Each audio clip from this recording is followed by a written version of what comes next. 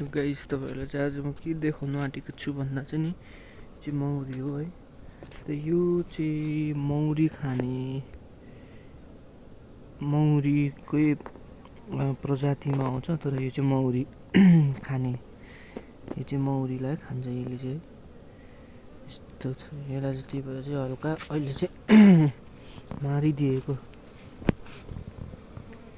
यो चाहिँ मौरी हो, अहिले चाहिँ एकदमै रमाइरहेछ है, घाम लागेर चाहिँ मजाले फुलको रस लिनु लागि चाहिँ यताउता गरिरहेछ है मौरी चाहिँ। अनि आजको वेदर यस्तो छ गाइस, एकदमै